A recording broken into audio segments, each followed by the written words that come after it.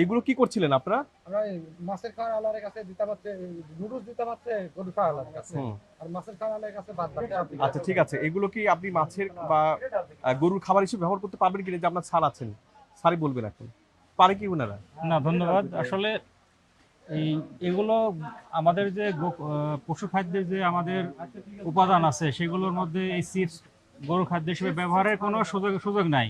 Noodles তাই? হ্যাঁ, noodles একই উপাদান, এগুলো প্রসেস খাবার এগুলো যেহেতু। হ্যাঁ, আপনি যদি গমের ভুসি কিংবা আপনি খেসারির ভুসি, ভুট্টা ভাঙ্গা আপনি খাওয়াতে পারবেন, কিন্তু এগুলো এভাবে চিপসের সঙ্গে অনেক কেমিক্যাল আছে, এখানে এখানে টেস্টিং সল্ট আছে, এখানে তেল আছে, এখানে ঠিক আছে আরো বিভিন্ন অ্যাডিটিভস আছে। তো এগুলো যদি আমরা খাওয়াই তাহলে আমাদের গবাদি পশু কিন্তু অসুস্থ হয়ে পড়বে। বিশেষ করে আমাদের যে টিম্পানি হয়, কার্বোহাইড্রেট এনগোর্জমেন্ট হয়ে গরু পেট ফুলে কিন্তু গরু অসুস্থ হয়ে যাবে, এবং অনেক ক্ষেত্রে গরু মারা যায় এগুলো।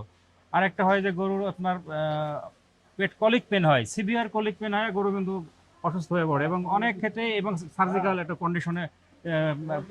আইনের কোথাও বলা নাই যে আপনি চিপসকে গরুকে খাদ্য হিসেবে খাওয়াবেন, এবং চানাচুর, নুডলস কোনো সুযোগ নাই। এবং এটা অবশ্যই যদি আপনার খাওয়াই থাকেন, যদি কেউ, এটা একটা অনৈতিক কাজ করছেন এবং এটা দণ্ডনীয় একটা অপরাধ করছেন আপনারা, ঠিক আছে, এবং একটা অবলা প্রাণীকে ক্ষতি করছেন, পাশাপাশি ওই গরিব যে কৃষক খামারি আছে তাকে আপনি ক্ষতি করছেন, ঠিক আছে। তো আসলে আমাদেরকে ভোক্তা অধিকারকে ধন্যবাদ দিচ্ছে, আসলে তারা এই যে তাদের সজাগ দৃষ্টির কারণে আসলে আমরা একটা আজকে এত বড় এক ক্ষতির হাত থেকে আমরা মানুষকে রক্ষা করতে পেরেছি।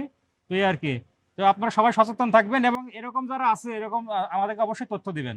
ধন্যবাদ। জি মহোদয়, আসলে আমাদের জি কাছে অভিযোগটা ছিল কি, যে ওনারা জি আসলে তৃণমূল পর্যায়ে এগুলো পৌঁছে দিচ্ছে। জি জি তো তখন আমরা তৃণমূল পর্যায়ে যেমন চিপস গুলো একটা বস্তার ভিতরে দিয়ে দিচ্ছে, চানাচুর তাই দেখলে বোঝার উপায় নেই এটা মেয়াদ উত্তীর্ণ। সেটাই। কিন্তু ওনারা বলছে যে মেয়াদ উত্তীর্ণ কোনো একটা ভালো কোম্পানি বা এগুলো থেকে কালেকশন করেই তারা এগুলো দিয়ে দিচ্ছে। জি তাহলে তখন আমি তাকে জিজ্ঞেস করেছি যে আপনার তাহলে সেই ডকুমেন্ট গুলো দেখেন। সোর্স দেখাতে হবে আপনার। সোর্স দেখাতে পারছে না, কাকে দিচ্ছে সেটাও দেখাতে পারছে না। আপনি কোথায় দিচ্ছেন আপনার হ্যাঁ। চালান থাকা তো লাগবে। এটা যেভাবেই হোক, আপনি যদি পশু খাদ্য হিসেবে ব্যবহার করতে চান বা মাছের খাবার হিসেবে ব্যবহার করতে চান, কোনোভাবেই কিন্তু এটা গ্রহণযোগ্য না।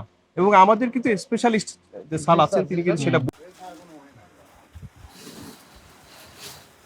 আমরা যখন কথা বলবো, আমি শিওর রাখবেন যে কখনো বালতিতে পানি দিতে হবে, এখানে সাবমার্সিবল আছে স্যার। তার মানে মিনিমাম 20 বালতি পানি লাগবে। 20 বালতিতে দিতে হবে না স্যার। হ্যাঁ, পালা